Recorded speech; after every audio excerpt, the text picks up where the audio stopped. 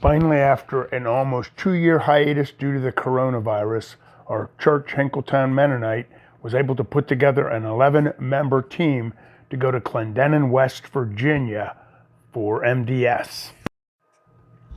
Once our group reached Clendenin, we were joined by another group of 11 members from Chambersburg, Pennsylvania. Here, members of our group settled in for a drive to West Virginia with Leonard Martin at the helm. Here is a picture of the church that we would be staying at for the next week. This area was struck by a severe flood in 2016, which impacted many people in the community.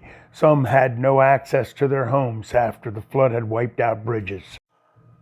Every MDS trip I've ever been on always started with an orientation session.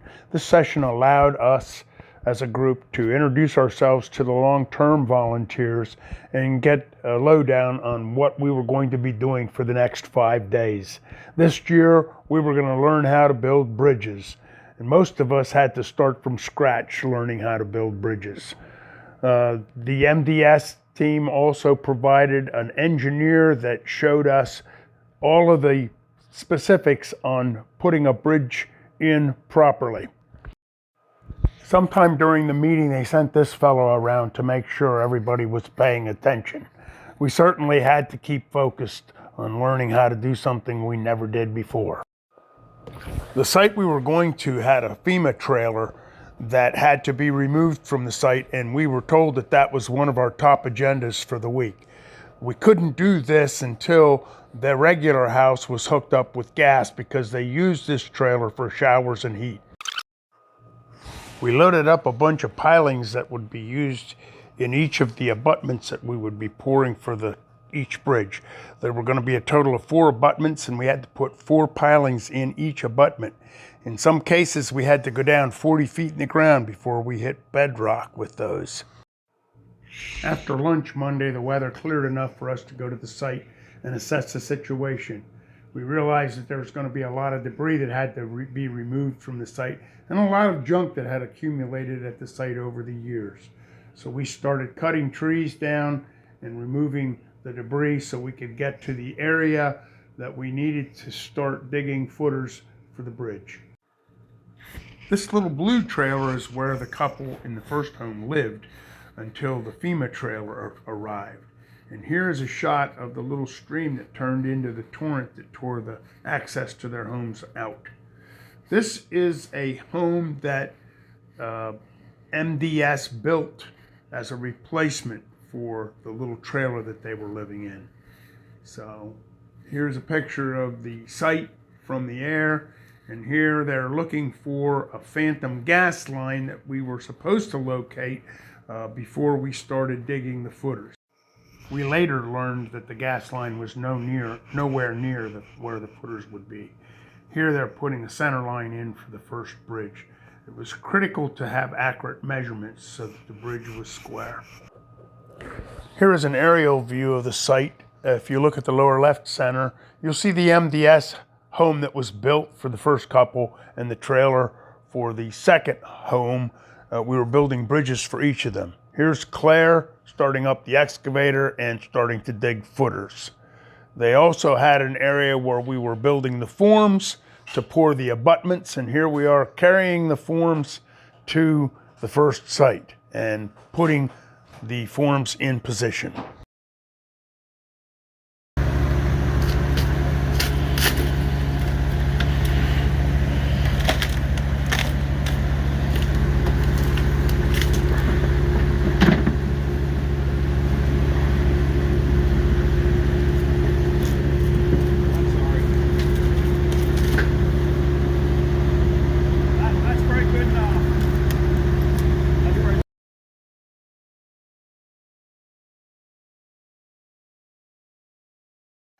Because of the rain we had Monday morning, much of the crew spent time at the church cutting rebar and wiring it together to get it ready to put inside forms. And here we are putting it in the forms.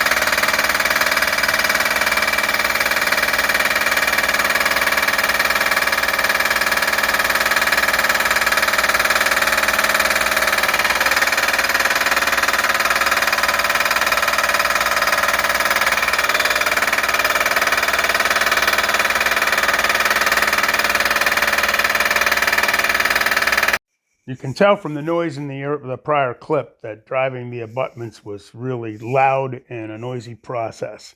Here are some of the forms that are ready for, we're prepping for concrete. We're putting the rebar in, putting the bracing in, and getting them ready. Another process that we had to do was wire cages together to set riprap in front of all of the forms to protect them from erosion. This is a very critical step in the process. Here, Sam Byler is running one of the MDS trucks to deliver the riprap.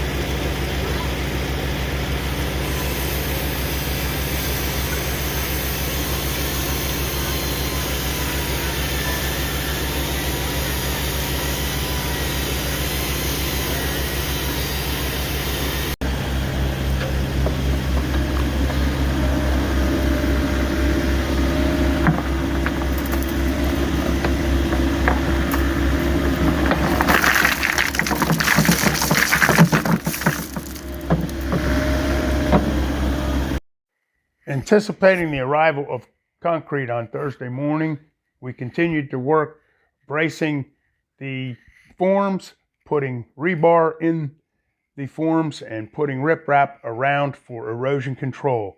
In turn, concrete trucks would restrict travel on the narrow road that went by this site, and the women stepped up and took the flags out on the road to control traffic. And I got to tell you, just standing there on the cold mornings was a tough job.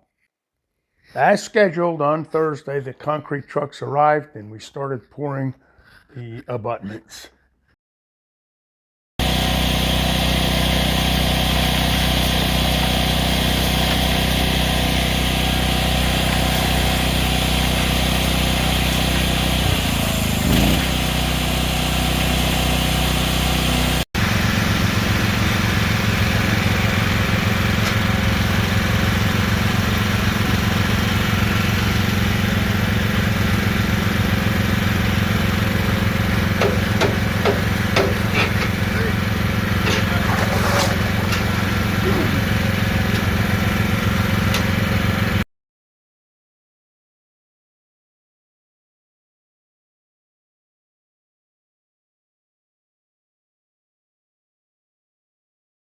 Two of the abutments on the road side of the stream we were able to pour directly from the concrete trucks.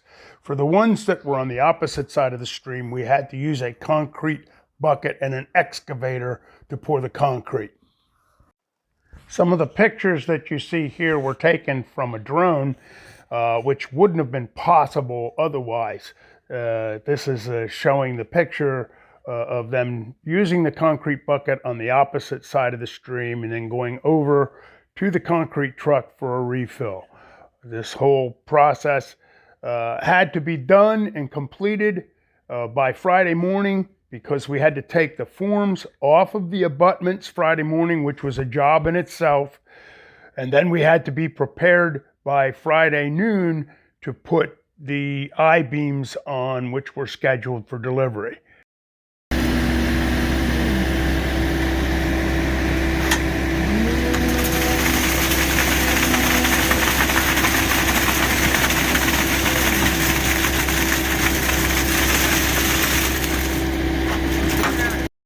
On Thursday, while we were pouring the concrete, the gas company arrived and Brian King had to quickly go over and help hook the house up to the gas. The FEMA trailer never got moved.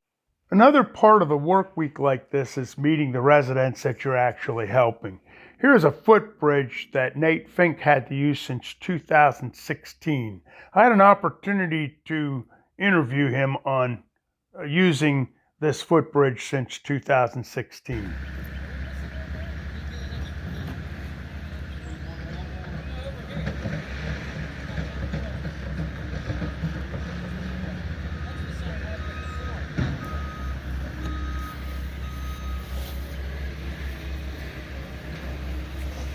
Hi, Nathan. How are you? Good. Good. This bridge, you've been using this bridge since 2016. This is your only access to your house, is that right? Yes. And you have to bring your groceries across here and everything, huh? Yes. Wow, that's crazy. Well, it's nice meeting you, Nate. Nice meeting you. My name's Tom, and we're just glad we can be here and try to give you a helping hand. I'm glad you guys are here. Yeah. And you guys are doing an excellent job. Great, great. That's good stuff. All right, Nathan. Thank you. You're welcome. By Thursday afternoon, we were able to complete the pouring process of the abutments and do the finishing work on the concrete so that we were able to remove the forms Friday morning in anticipation of the delivery of the I-beams. All of this was done on schedule. Unloading and setting the I-beams off of the truck and putting them on the abutments was certainly one of the most dangerous parts of our job that week. We felt the prayers of the congregation during the course of the week, and I'm glad that nobody was hurt during this whole process. Walter and Millie Kurtz were our long-term volunteer cooks. They came out to the site during the course of the week to see the progress that we were making. Walter told me that they made 60 cups of coffee on average each morning and also used 27 dozen eggs during the course of the week for breakfast. Walter told me that after we got home, they had 8 inches of snow on the ground and it was 5 degrees. We got all of this stuff done, and we just felt the hand of God was in it for us. It was just a wonderful, wonderful experience. The entire week was, I think, a success, and we were grateful to have been able to participate in this whole effort.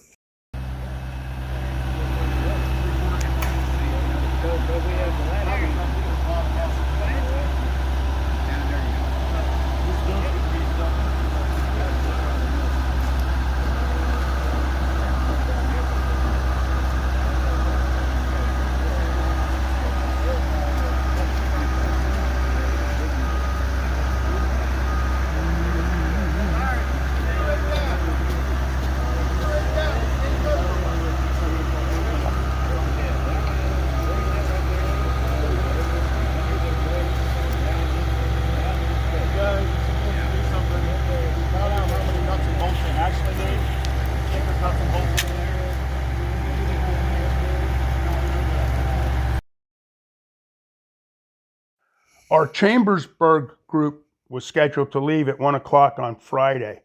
The only person in that group that stayed behind was Eric Yoder. He was the only person in our group that was qualified to do the welding for the cross bracing on the beams, and he stayed behind and came home with us at the end of the week.